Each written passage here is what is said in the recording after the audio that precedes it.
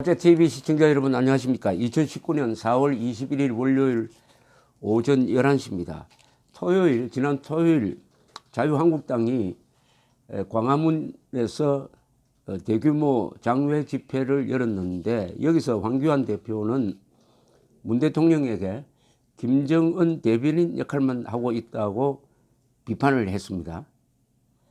이러니까 민주당에서 반론을 냈는데, 이재정 대변인이 자유한국당 황교안 대표야말로 어째서 제1야당의 책임감은 내동댕이 치고 태극기 극렬 극우 세력과 토착 외구 옹호 세력의 대변인 역할만 하고 있습니까?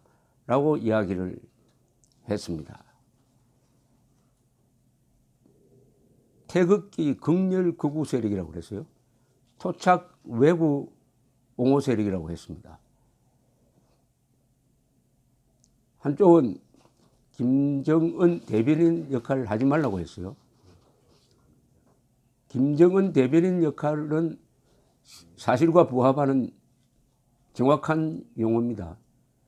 그런데 이 말, 태극기 극렬 극우 세력, 이것은 사실과 부합하지 않습니다.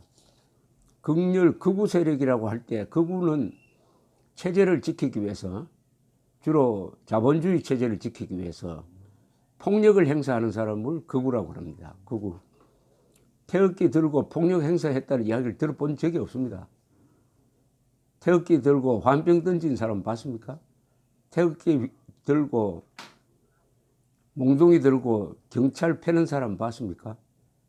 태극기 세력은 극우 세력이 아닙니다. 우리나라에는 극우 세력이 없습니다. 과거에는 있었어요. 서북 청년단이 있었습니다.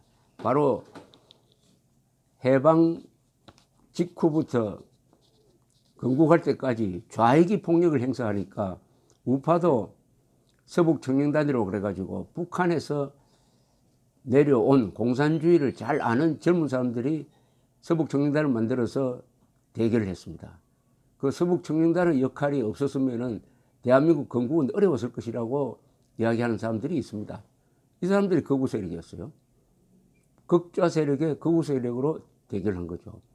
그러니까 이재정 대변인의 이 말은 사실과 맞지 않습니다. 그 다음에 토착 외구 옹호 세력이 왜 나왔는지 모르겠는데, 토착 외구가 무슨 뜻일까요? 외구가 뭡니까? 이게 일본을 지칭하는 말인데, 집권 여당이 일본을 외구라고 부르면 되겠습니까?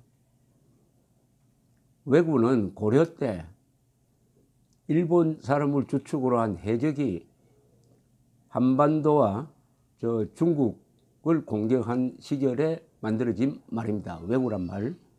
외구가 욕설인데, 지금 우방국가인 일본에 대해서 외구라고 하는 것도 문제고, 여기다가 토착 외구는 또 무슨 말입니까?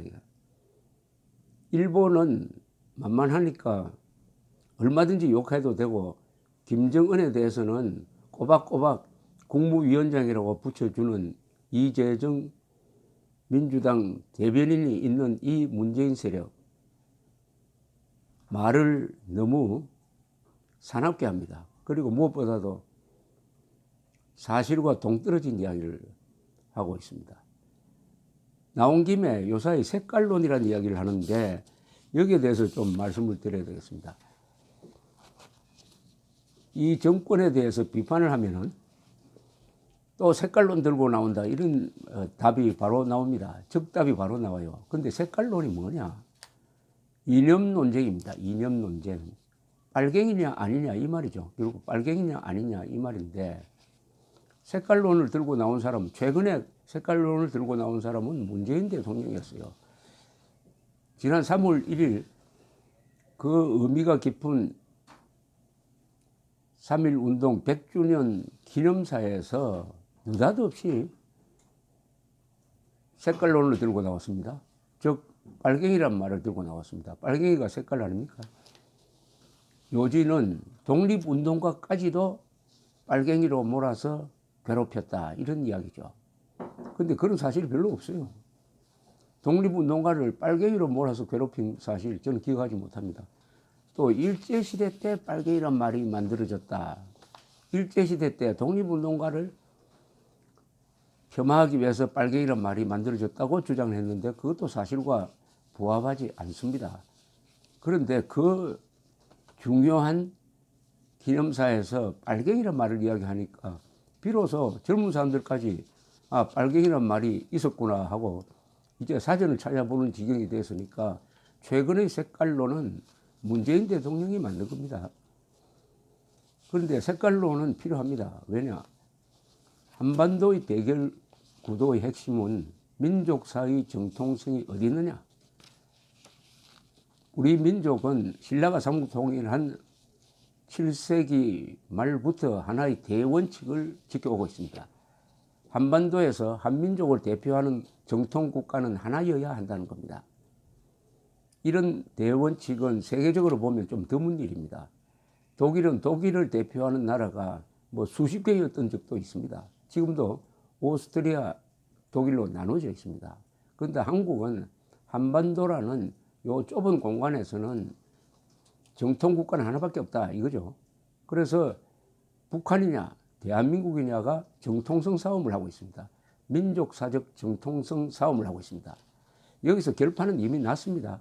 민족사의 정통국가는 그 공동체의 구성원을 행복하게 하는 국가가 정통국가입니다.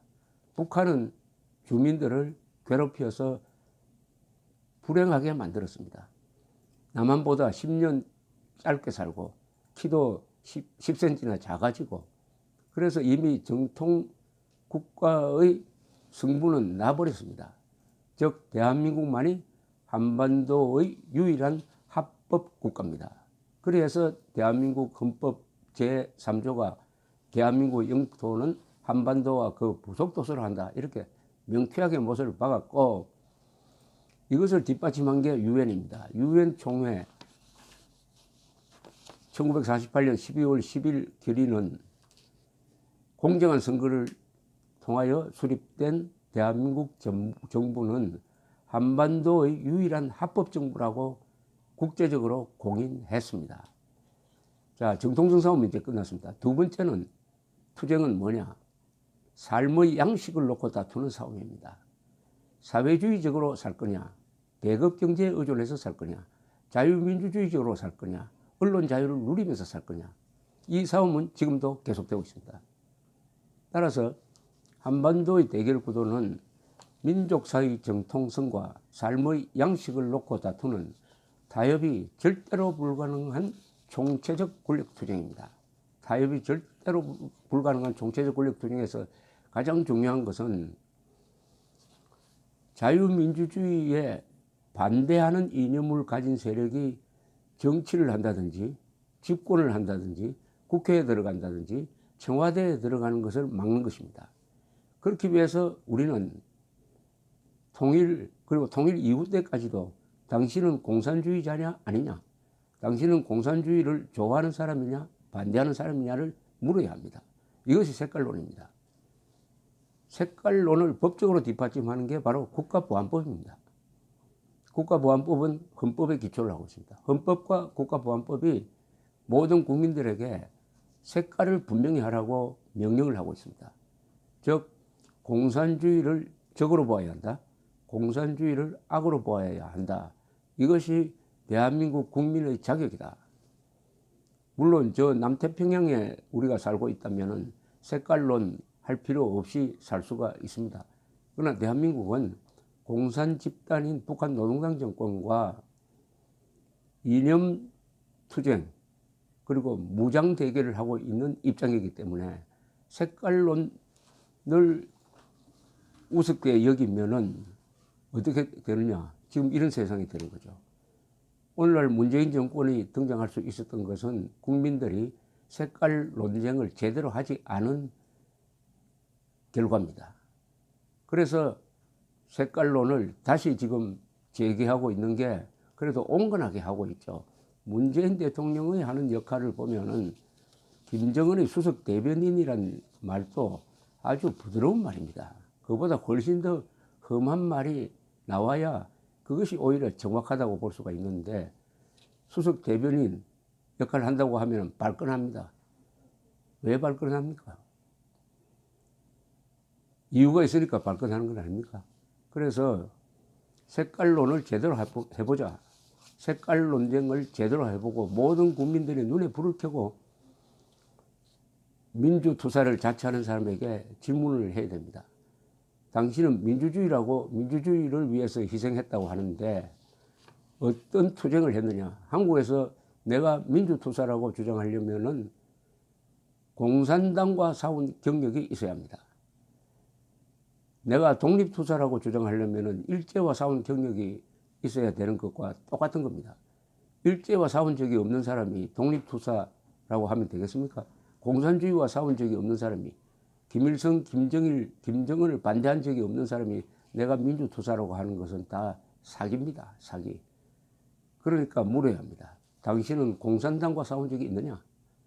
있으면 민주투사 맞다. 없다면 당신은 가짜 민주투사다. 이게 바로 색깔론의 핵심입니다. 색깔 논쟁에서 첫 질문은 당신은 공산당과 싸운 적이 있느냐? 두 번째 질문은 당신은 공산당을 좋아하느냐? 당신은 공산당과 동거할 수 있느냐? 공산당과 동거하자는 것이 낮은 단계 연방제 또는 연합제라는 이 속임수입니다. 연합제, 연방제는 공산당과 동거할 수 있다. 쉽게 말하면 피해자와 살인범이 안방에서 같이 살 수 있다고 하는 사기입니다. 그 사기를 쳐서 계속 20년, 100년 집권하겠다는 게 노림수인데 이것도 색깔론을 제기하지 않으면은 연방제, 연합제로 갈 가능성도 있습니다.